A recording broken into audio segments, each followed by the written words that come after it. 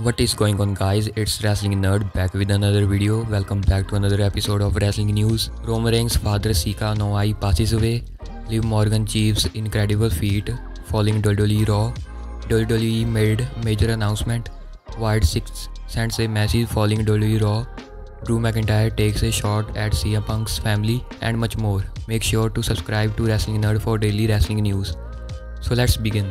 Guys, अपनी पहली update है सीका अनोआई के ऊपर कि वो अब इस दुनिया में नहीं रहे। अगर आपको नहीं पता तो बता दूं, ये फादर थे रोमन रेंग्स के। हाँ जी गाइस, और ये न्यूज़ शेयर की थी उनके नेफ्यू ने अपने इंस्टाग्राम अकाउंट पर एक वीडियो डालकर। सीका अनोआई के डब्ल्यूडब्ल्यूई लेगेसी के ऊपर थी ये वीडियो और उनके साथ बताई हुई यादें, और कैप्शन में लिखा हुआ था, it is with profound sadness that I share the news of the passing of WWE Hall of Famer Olaivao Leati Sika Anoai. He passed away peacefully on June 25th. Sika was a celebrated figure whose contribution and legacy have left an incredible mark. His memory will live on through his achievements and the many lives he touched. He was many things: a hard-working father, a caring brother, a sportive uncle and proud grandfather. He was a cherished friendly to many, a loving family member whose warmth and kindness knew no bounds, and inspiration to countless individuals. His legacy will continue to inspire and uplift future generations, reminding us of the impact one person's life can have so many. Rest in love uncle caeca. तो हम भी प्रार्थना करते हैं भगवान से कि उनकी आत्मा को शांति मिले, और रोमन रेंग्स आप अकेले नहीं हो, हम सब आपके साथ हैं। सो नेक्स्ट अपडेट है हमारी रोमन रेंग्स से रिलेटेड है कि रोमन रेंग्स भी कुछ कहते हैं अपने फादर सीका अनोआई के जाने पर। आप सभी ये ट्वीट देख सकते हो। लिखा हुआ है कि my family and I thank everyone for the outpouring of support in the name of my father Laivao Leati Sika Anoai, who will forever be remembered as one half of the Wild Samoan tag team. My father had profound impact on my entire family. We are forever grateful for the foundation he built for us. There's no way to fill the void left by his passing, but my sister and I do our best to represent him and his legacy. Rest in power, Dad, we love you. भाई, मैं तो यही pray करता हूँ कि भगवान Roman Reigns को ढेर सारी ताकत दे इस लॉस से रिकवर होने में। नेक्स्ट अपडेट है कि लिव मॉर्गन ने कोडी रोड्स को पीछे छोड़ दिया पॉपुलैरिटी के मामले में। बात बिल्कुल सच है दोस्तों कि जब से Liv Morgan king and queen of the ring PLE में वुमेन्स वर्ल्ड चैंपियन बनी है, तब से उनकी पॉपुलैरिटी काफ़ी बड़ी है। तो ये अपडेट आती है RSN पे कि ये सोर्स है कोई, ये गूगल ट्रेंड से ये डाटा निकालते हैं। आप ये पिक्चर में देख सकते हो कि ब्लू लाइन लिव मॉर्गन की है और रेड लाइन कोडी रोड्स की है। तो ब्लू लाइन काफ़ी ऊपर है रेड लाइन से। और रिपोर्ट से ये भी पता लगा कि ये सर्चेस ज़्यादा लिव मॉर्गन पे किस कंट्री से है। तो ये कंट्रीज़ है north America, Australia, Russia, Africa and Europe. बाकी इस बात में कोई शक नहीं कि जब से Liv Morgan women's world champion बनी है, तब से उनकी पॉपुलैरिटी लगातार बढ़ती ही जा रही है। से ऐसा पहले कभी नहीं हुआ था, तो ये बात काफ़ी बढ़िया है मॉर्गन के लिए, अगर उनको इस बात का पता है, पर मुझे नहीं लगता कि पता होगा। नेक्स्ट अपडेट हमारी जुड़ी है शार्लेट से कि वो भी ट्विटर पर एक तरह का शौक मनाते हुए ये पिक्चर पोस्ट करती हैं, जहां रोमन रेंग्स अपने फादर के साथ खड़े हैं। ये पेंडेमिक के टाइम की पिक है। मैंने सोचा ये अपडेट भी शेयर कर ही देता हूँ। ये अगली न्यूज़ है द विजनरी सेथ रॉलिंस के ऊपर कि सेथ रॉलिंस बताते हैं कि डब्ल्यूडब्ल्यूई ने उनको पहले ही नोटिस भेज दिया था कि तुम अब रिटर्न कर सकते हो रॉ पर। तो आप सभी को पूरी बात बता देता हूँ कि रॉलिंस ने क्या कही है। A little fluctuation, I had few weeks notice that I would be coming back to TV. We kind of looked at the timeline of the injury and looked at the stories and where I fell back into place. You never really know, you never know how things are gonna go, but the top of the card here on Raw is pretty stacked. फिर Rollins ये भी बताते हैं कि उन्होंने डेमिन को ही challenge क्यों किया।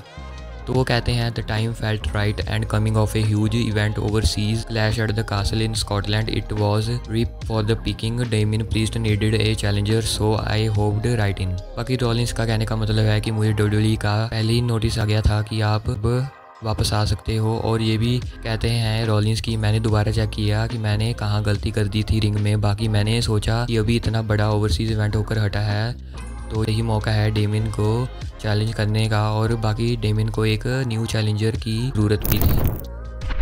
नेक्स्ट अपडेट है कि डब्ल्यूडब्ल्यूई ने एक सेगमेंट एडवर्टाइज्ड कर दिया है। ये सेगमेंट होगा ब्लड लाइन एक्नॉलेजमेंट सेरेमनी। ये सेगमेंट होने वाला है इस फ्राइडे को, मतलब हमारे यहाँ होगा सैटरडे को। डब्ल्यूडब्ल्यूई ने ये अनाउंसमेंट ट्वीट के ज़रिए की थी। तो बेसिकली ये एक्नॉलेजमेंट सेरेमनी का मतलब होगा कि टोंगस एंड सोलो और मजबूरन पॉल हेमन जेकब फाटू का वेलकम करेंगे कि तुम हमारे इस ग्रुप का अब हिस्सा हो। तो देखते हैं कि आने वाली स्मैकडाउन में क्या होता है। नेक्स्ट अपडेट है वाइट 6 से रिलेटेड की ट्विटर पर वाइट 6 का रिएक्शन आता है आफ्टर रॉ। तो आप सभी ये ट्वीट देख सकते हैं कि लिखा हुआ है they wanted to forget about us. इस ट्वीट का मतलब है सभी हमारे बारे में भूलना चाहते थे। आप सभी मेरे समझाने का मतलब समझ गए ही होंगे कि वाइट 6 कहना क्या चाहते हैं। Next update is about PAT McAfee की रिपोर्ट आ चुकी है कि वो मंडे नाइट रॉ पर क्यों नहीं थे। तो वो बताते हैं yesterday was a day that will be remembered forever in our life because my father in law passed away unexpectedly after the show ended yesterday in a hospital here in Indianapolis जहाँ रहती दोस्तों। He would been in a hospital fighting an infection. On Friday we were told that he was gonna be discharged by Sunday. They had figured it out and he gonna be okay. So we all had high hopes, and yesterday literally as the show is ending my wife calls me and says I have to get to the hospital because there had been an emergency. So I had over there, and what my wife and her mom and her aunt and everybody in her family saw go on was her dad being a badass and trying to kick ass and inevitably losing his fight. Whenever something blindsides an entire family like that, obviously it can be widely devastating. Last night was a very difficult night for our family. बाकी ये सभी बातें उन्होंने अपने talk show पर की थी दोस्तों, ये ट्वीट देख सकते हो आप।